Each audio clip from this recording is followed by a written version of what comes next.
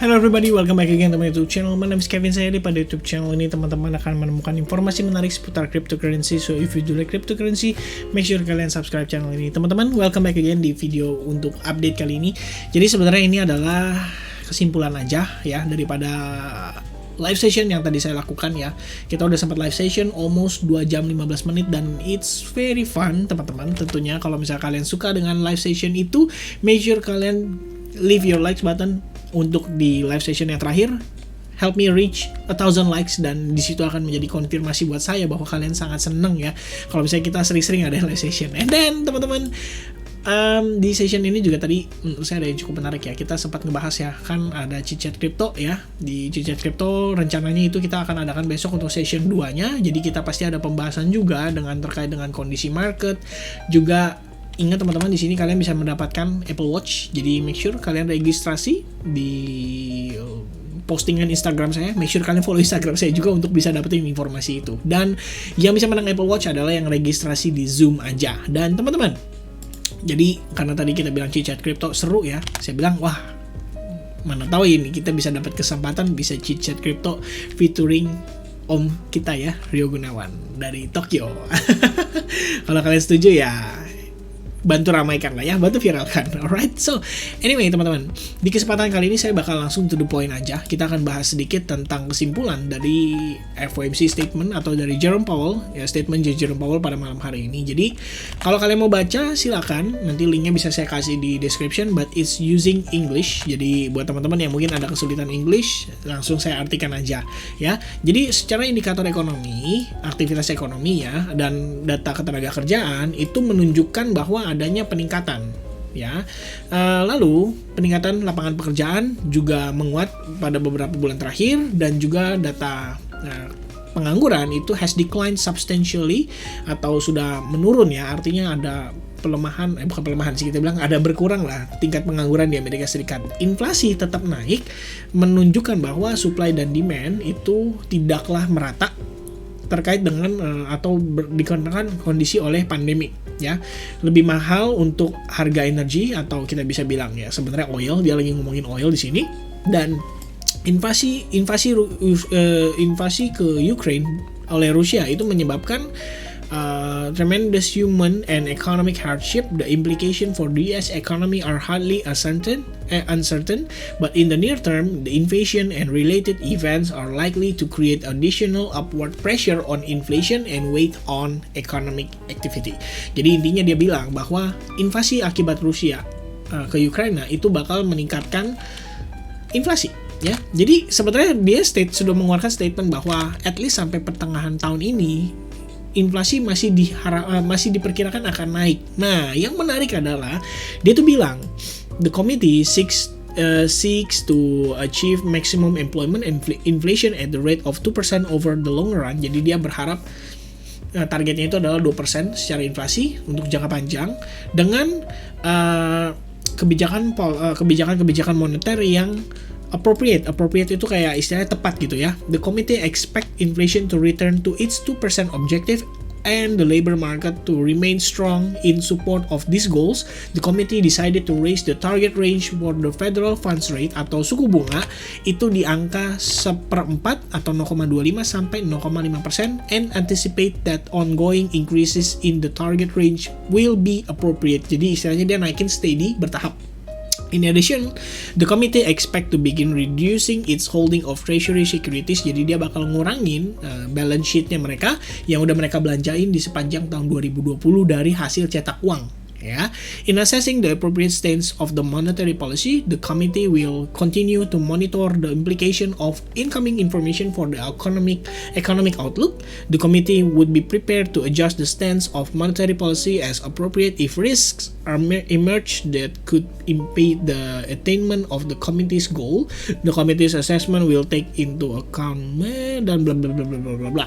Ya, jadi dia bakal lihat dulu kondisi public health, which is ini adalah pandemi, apakah udah selesai, labor market condition artinya buruh ya, pasar buruh, terus inflation, tekanan inflasi, dan juga ekspektasi inflasi, serta finance dan juga international development. Nah, jadi kesimpulannya gini teman-teman.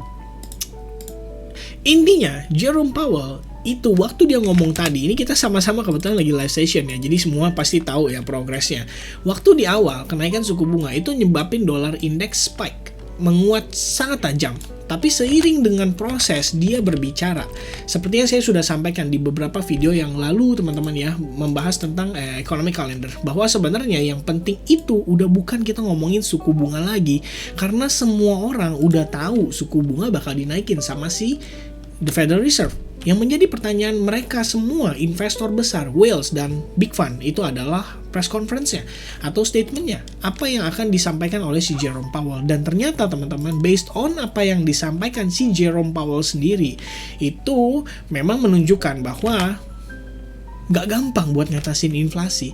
Apalagi Rusia lagi nyerang Ukraina, menyebabkan harga energi atau oil itu bisa dibilang mempengaruhi banget inflasi, dan tekanan inflasi itu akan terus ada at least sampai pertengahan tahun. Itu yang disampaikan Jerome Powell. Dan menurut saya ambigu karena dia bilang ngejar targetnya 2% inflasinya. Sementara sekarang 7,9% dan dia bilang masih sampai pertengahan tahun ini masih bisa naik lebih tinggi lagi. Nah ini kan jadi pertanyaan teman-teman, berarti sebenarnya The Fed itu belum ready untuk mengambil keputusan yang benar-benar agresif atau hawkish untuk benar-benar mengatasi inflasi ini. Kenapa? Soalnya situasinya nggak segampang itu teman-teman. Ya, dia harus lakukan bertahap, dan salah satu langkah yang akan dilakukan adalah mengurangi neraca saldonya atau balance sheet yang dia belanjain di sepanjang 2020 waktu dia lakuin quantitative easing. Nah, disitulah mungkin reaksi pasar baru terlihat. Oke, menurut para pelaku pasar, maybe at least sampai di kita sambil keluarin ya, dia punya Fed Rate Monitor Tool, kita bisa lihat ya, mungkin sampai tanggal 4 Mei 2022 nanti baru kita bakal ngeliat ada tekanan terhadap market. Maybe at least seminggu atau 2 minggu sebelum bakal ada tekanan terhadap pasar. Dan inilah yang digambarkan daripada chartnya dolar index. Ya, seperti yang kita lihat semua yang terhadap dolar hari ini menguat, pound sterling menguat, gold juga menguat ya. Terus ada euro dollar juga itu menguat, dan termasuk salah satu Bitcoin, dan Bitcoin juga menguat, which is ini adalah hal normal. Dan memang apa yang direfleksikan oleh pasar kepada kita, reaksi mereka ya, reaksi pasar terhadap harga Bitcoin, harga dolar, dan lain sebagainya, ya itu memang berdasarkan apa yang disampaikan si Jerome Powell. Jadi saya ngeliat komen ya, di beberapa komen di sini, guys gimana saran kalian tentang BTC, apakah terbang dulu? Terus ada yang bilang, kok BTC terbang, kok BTC manipulasinya ngeri, ya gua rasa efek market belum sekarang, sial di prank, ngopi dulu 2 jam, tunggu update terbaru, dan lain sebagainya.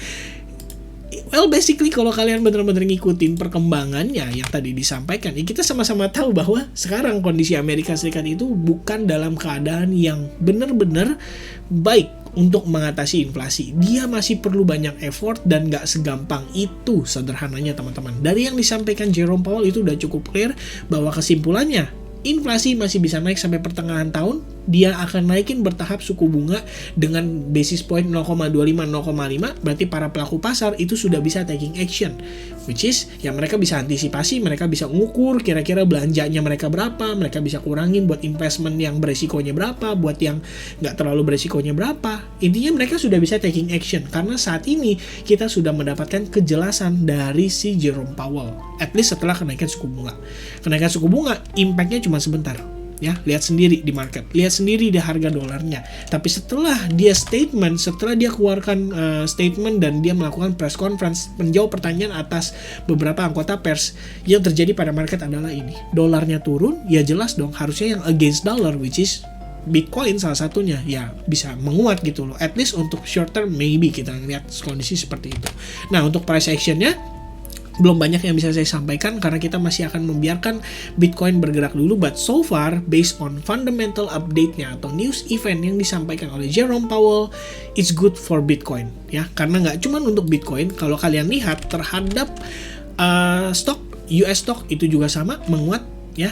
US stock ini setelah opening dia sempat turun dan sekarang menguat juga, which is sama dengan kondisi Bitcoin. Dan gak cuma terhadap stok, tapi terhadap mata uang lainnya, terhadap emas, itu juga membuktikan hal yang sama bahwa dolar itu saat ini melemah. Ya, itu lebih kurang update-nya untuk kali ini. Jadi semoga kiranya kesimpulan yang saya sampaikan ini bisa menjelaskan kepada teman-teman semua apa sih yang sebenarnya terjadi setelah kenaikan suku bunga. Kok bukannya turun, Bitcoin-nya malah naik. Nah, ini penjelasannya teman-teman. Alright, so I think that's it. Thank you very much for watching this video, and I hope I'll see you guys again in the next update. Cheers, God bless everyone. Bye-bye.